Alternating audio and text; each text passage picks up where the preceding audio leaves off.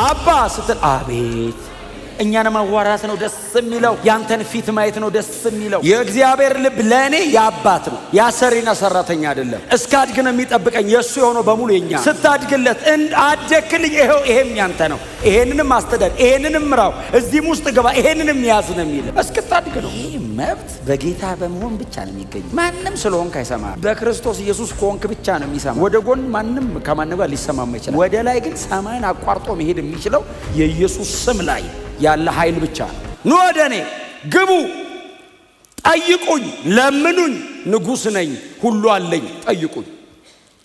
እግዚአብሔር ዝም ብሎ ኑ አይደለም ያለ፣ ኤክስፔሪየንስ አርጉ ከኔ ጋር መኖርን። ዝም ብሎ ገባው ለማለት አይደለም። ኤክስፔሪየንስ አርጉ፣ ጠይቁ፣ ለምኑ፣ እጄንዩ፣ ፊቴንዩ፣ ተጠጉኝ። ሃሌሉያ! ዋው! ማንም ሊሰጠኝ አይችልም። በክርስቶስ ኢየሱስ በማመኔ ያገኘሁትን ነገር እኔም ላገኘው አልችልም። እንዲሁ እግዚአብሔር በክርስቶስ ኢየሱስ ስም በማመኔ ነው የሰጠኝ። ጮክ ብሎ እስቲ በእግዚአብሔር ልጅ ስም አምናለሁ ብሎ እስቲ። ኦፍ ኮርስ ጥሌ ምንድን ነው የምጨቀጭቀን? በኢየሱስ ማመን። ስሙን ደግሞ አንድ ቀን እንማራለን። የኢየሱስን ስም፣ የእግዚአብሔርን ስም፣ ስሞች አይደለም ስም እንትን ተብሎ የተጠራበትን ስም the name ስሙን ስምህን ገልጬላችኋለሁ እኮ ነው ያለው ኢየሱስ። ምን አስተማርካቸው ይህን ሁሉ ጊዜ? ስምህን። የእግዚአብሔርን ስም ነው ኢየሱስ ያብራራ የኖረው። የእግዚአብሔር ስም ስምህን የገለጥኩላቸው የዘላለም ሕይወት በዚህ አላቸው አለ ኢየሱስ። እስቲ አሜን በሏ።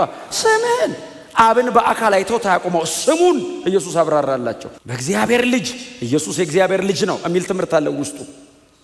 የእምነታችን መሰረት ያደል ጴጥሮስ ማቴዎስ ወንጌል ምዕራፍ 16 ቁጥር 16 ላይ እኔ ማን ሲል አንተ ክርስቶስ የሕያው እግዚአብሔር ልጅ ነህ አለው። የእግዚአብሔር ልጅ ነው ኢየሱስ። የእምነት መሰረት ነው ይሄ። በእግዚአብሔር ልጅ ስም ስለምታምኑ ፋውንዴሽናል የዘላለም ሕይወት አላችሁ እወቁ።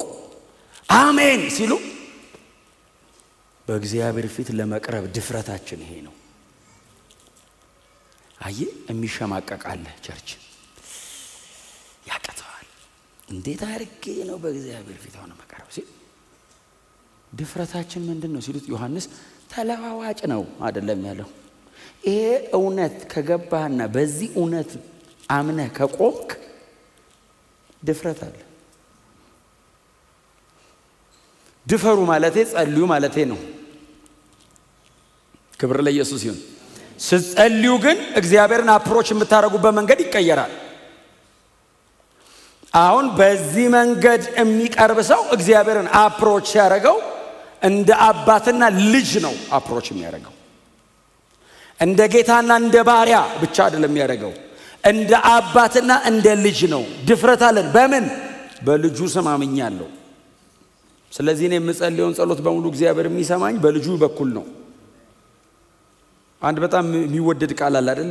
ሮሜ ምዕራፍ 8 እና ገላትያ ምዕራፍ 4 ላይ ሮሜ 8 ላይ ምንድነው የሚለው?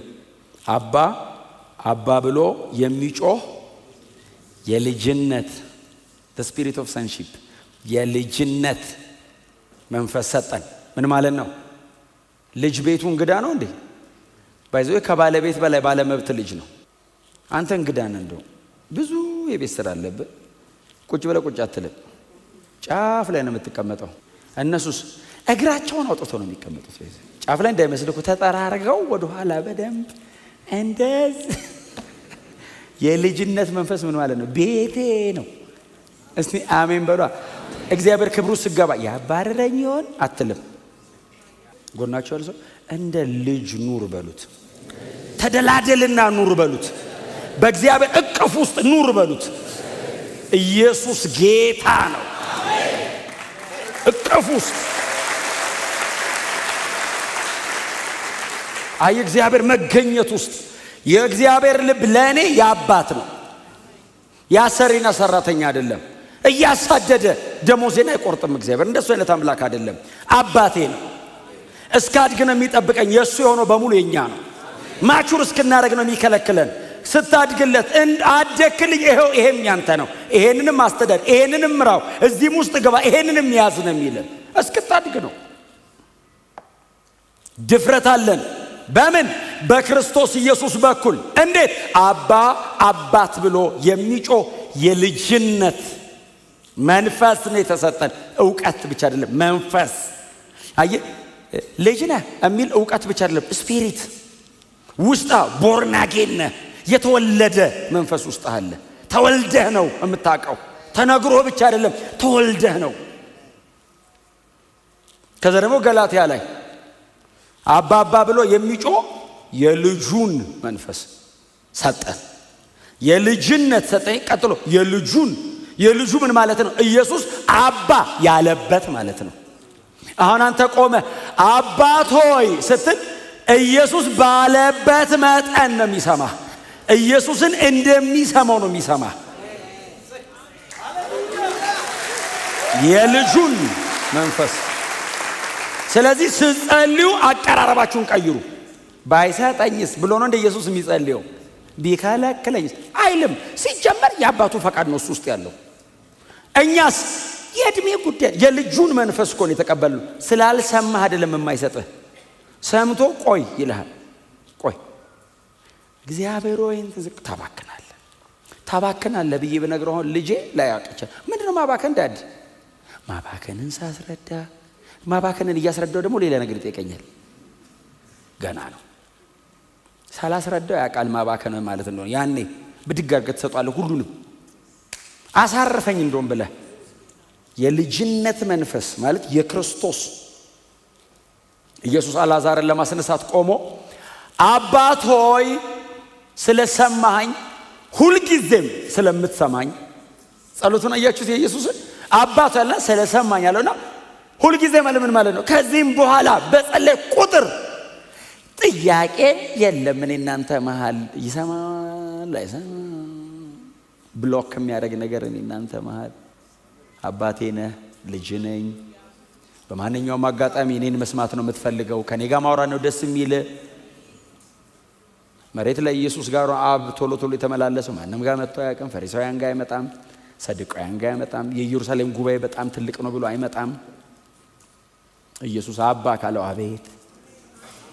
ያ መንፈስ ነው የተሰጠን። አባ ስትል አቤት።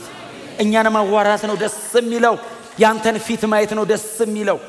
እስቲ አሜን በሏ። ሁል ጊዜ እንደምትሰማኝ አውቃለሁ አለና ዛሬም አለ እንዲጮክ ብዬ የምናገረው እዚህ ያሉት አንተ ሁሌ ከኔ ጋር እንዳለህ እንዲያውቁ ነው አለ እንጂ ምንም የታወቀ ነው። ግን እኔ አሁን እንደዚህ ሆነው እነሱ እንዲያውቁ ብዬ ነው አለና ምንድነው የሚያወራው ይሄ ሰውዬ ደግሞ ብሎ ደግሞ ዛሬ ወደ ሰማይ አንጋጦ አባቴ ስለምሰማኝ ስለሰማኝ ምን አይላል ሲሉ እንግዲያው አለና ምን ማለት መሰለ አልዓዛር አለ ናውጣ ብሎት ቆመ። የሄደችውን መለሰለት ማለት ነው። አባቱ እንደምትሰማኝ ያውቃል መልሳት አልዓዛር። ኢየሱስ በዚህ ጋር አባቱ ይመልስ ሲል አብ እዛ መቃብር ውስጥ መልሶታል። አልዓዛር ናውጣ ሲል እየዘለለ ሲወጣ ሰው ዋው አይደለም ይሉት አባቱ ሰማው።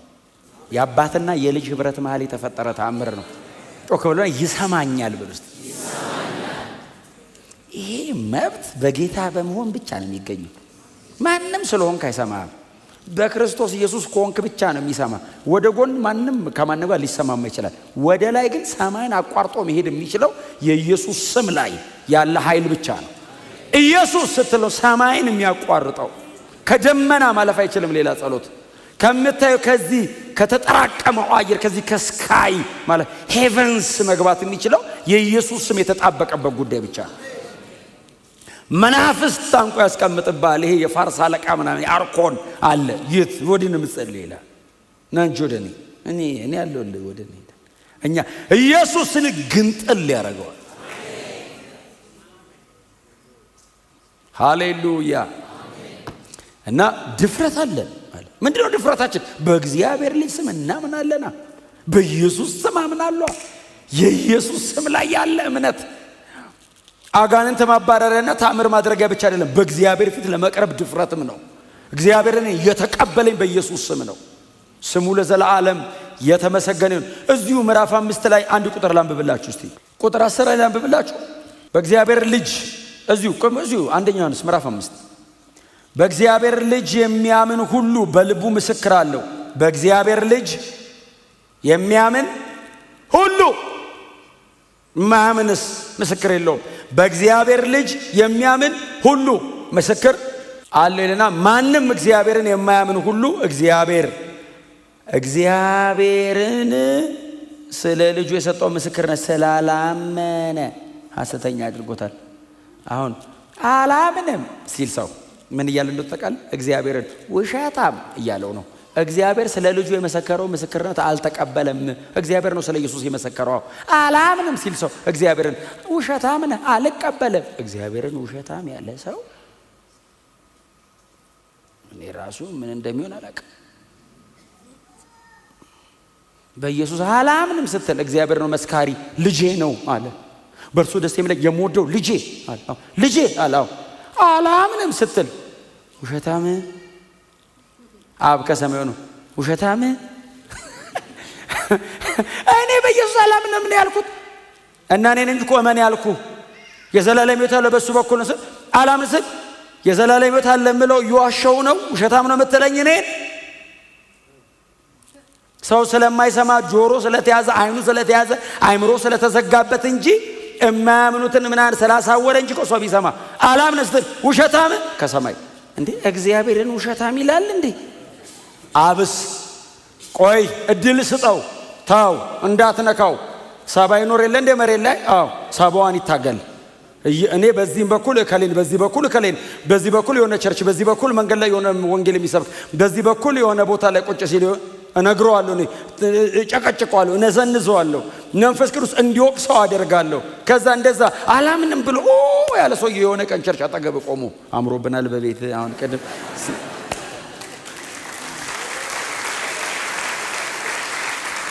ኢየሱስ ጌታ ነው። አይ ግን በእግዚአብሔር ልጅ አለማመን ምን ያህል ከባድ እንደሆነ የእግዚአብሔርን ምስክርነት መናቅ ነው።